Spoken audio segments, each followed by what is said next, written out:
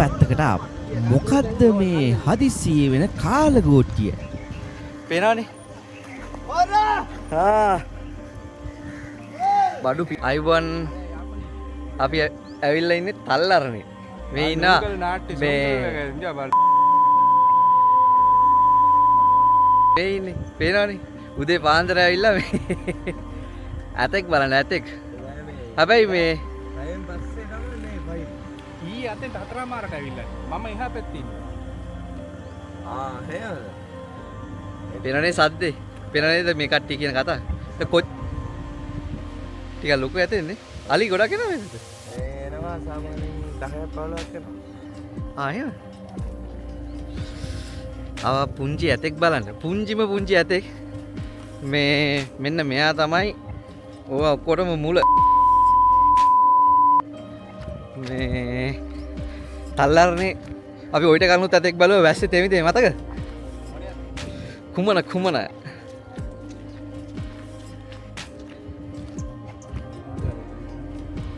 මේක ඇවිල්ලා මේ සිහිනයක් වෙලා තිබ්බ එකක් ආයෙත් මේ සැබෑ වුණා. තල්ලරනේ ඇතෙක් බලනවා කියන්නේ. මේ ඇත්තටම මේ වැඩි කවුරුත් දැකලාම නැහැ. වැඩි කවුරුත් කියන්නේ ගමේ මිනිස්සු ඇතෙන්ද වෙන කවුරුත් දැකලාම නැහැ. කට්ටිය ගොඩක් එනවා මේ නිදාස් ටිකේ. මෙන්න ඉන්නවා අමුත්තා. මෙයා හැබැයි ඉන්න පැත්ත නම් ටිකක් නුහුරුයි වගේ කියලා ඔයාලටත් දැක්ක හැටිම තේරෙනවා. මේ අපේ යුද්ධේ දරුණුවටම තිබ්බ පැති.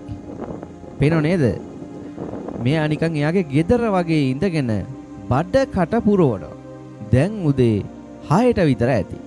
හැබැයි කිසිම කෙනෙක්ට නම් මෙයා චුට්ටක්වත් බය නැහැ. අපේ වන්නියාන් තමයි මේ ඉන්නේ. අලුතෙන් හම්බෙච්ච එක්කෙනෙක් හින්දා අපි මෙයාට නම දැම්මා වන්නියාන් කියලා. පහුගිය අවුරුදු 30ක් පුරාවට යුද්ධෙන් බේරිලා මේ වගේ ඇතෙක් මේ කැලේ ඉන්නවා කියන්නේ ඇත්තටම මාර පුදුමයක්. මේ පැත්තේ නම් ඇත්තටම ලොකුවට අලි දකින්න නැති වුණාට මෙන්න මේ වගේ කැමරා අරගෙන අලි ෆොටෝ ගහන්න යන අය නම් දැන් ටික මේ පැත්තට එනවා.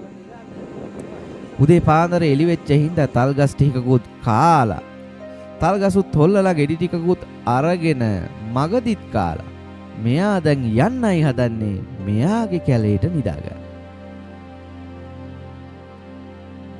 යන්න තියෙන්නේ තල් යායවල් මැද්දෙන්. හැබැයි මේ ඉන්න පිටිවල ඒ දවස්වල තිබ්බේ තනි කරම බිම් බෝම්බ. හැබැයි මේ වෙද්දී ඒවා ඔක්කොම අයින් කරලා අපට ආරංචි හැටියට නැත්නම් අපි හොයාගත්ත විස්තර හැටියට අලින්ට බිම් බෝම්බ පෑගිලා තියෙන්නේ ඊටමත් අඩුයි. ඒ තරම් ප්‍රවේශමෙන් තමයි මේ අලි ඇතු යුද්ධ කාලේ ඒ පැතිවල ඉඳලා තියෙන්නේ. වතුර ටිකකුත් බීලා වතුර හරහා යනවා කියන්නේ ගහපු ෆොටෝ ගැන නම් අහන්න එපා කියලායි කියන්න තියෙන්නේ. ඕම් බලන්නකෝ ඒකෙත් හැටි. අපි හැමදාම කියනවනේ අලි බැලිල්ලයි බලි බැලිල්ලයි එපා වෙන්නේ නැහැ කියලා. මේත් ඊකම තමයි. වන්යන් ඉතින් ටික ලං වෙන්නේ ප්‍රධාන පාර පැනලා කැලේ ඇතුළට යන.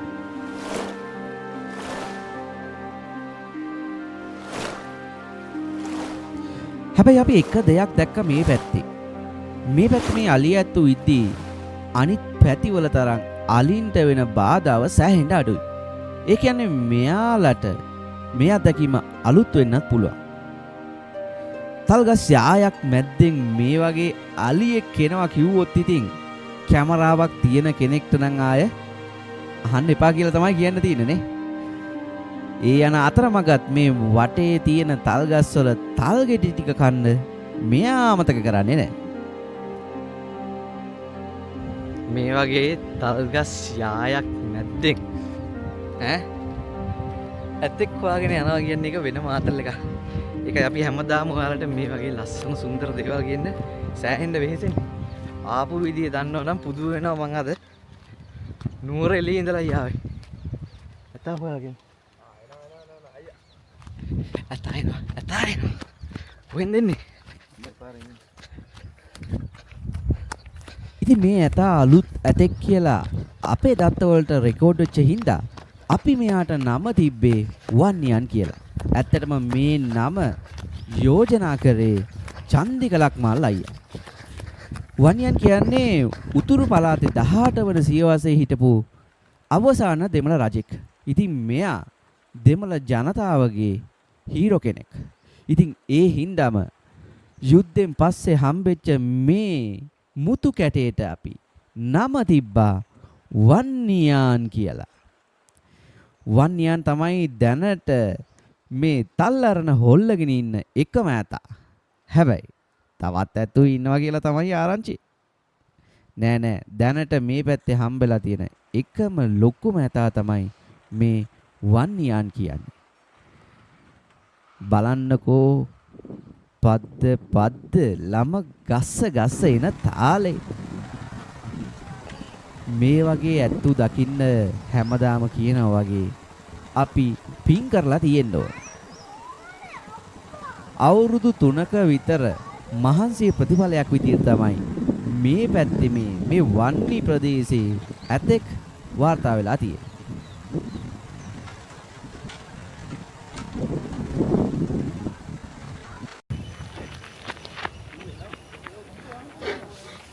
පේනව නේද? ඔන්න උදේ 7:00 අතර මෙන්න මෙයා ප්‍රධාන පාර පයින්නයි හදන්නේ. හැබැයි මේවා මෙයාට මහගෙවල් වගේ.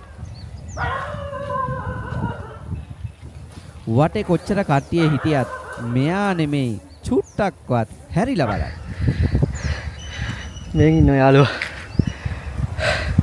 පාර පැනලා මහන්සි. දුවලා පට්ට මහන්සියක් තියෙන්නේ.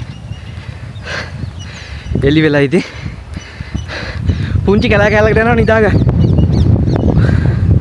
ඈ මේ වගේ ඇතෙක් මේ පැත්තේ දැක්කේ පළවෙනි වතාවනේ. ලොරි ටෝක් දෙනවා මේ අපි කියලා නුවර ඉඳන් ගෙන්නලා දැන් ලොරි ටෝක් දෙනවා ඉතින්. ඔයාට කුණාලි ගත්තේ. ඔව් සද්ද දාන මිනිස්සුන්ගේ විසිල් විටලයි. බල්ටි නෑ. පස්සේ මේ ඇතා එනවා දැක්කහම සමහර විට මට වගේම ඔබටත් සිහිවෙන ඇතෙක් ඉන්නවා. ඒ තමයි අවුරුදු කිහිපයකට කලින් අපව දාලා ගියපු බරණ. මේ ඇතා බරණගේ උසම ඇති. ඒ වගේම පිහිටි දල දෙක. හැබැයි අච්චර දරුණු යුද්ධ කාලයකත් මෙයා ඉතුරු වෙලා ඉඳලා අපට දැන් තියෙන අමාරුම වැඩේ තමයි මෙයා මේ පැත්තෙන් වෙන පැත්තකට ගිහපුවාම මෙයාව රැක ගන්න එක.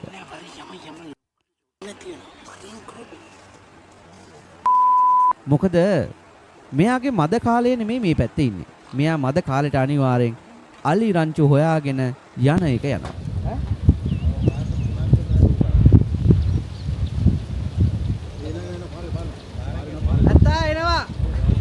ඇත්තා එනවා. යුද්ධයට කලින් මේ පැතිවලත් සෑහෙන අලි ඇතු ඉන්න ඇති.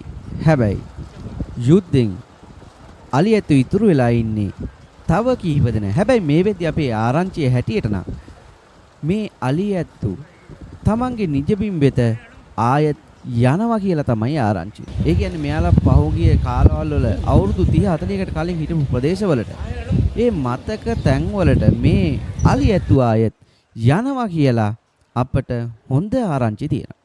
ඉතින් මේ අලි සම්පත අපි රැක ගන්නයි කටයුතු කරන්න. මේවා අපේ අනාගතයේ සම්පත්.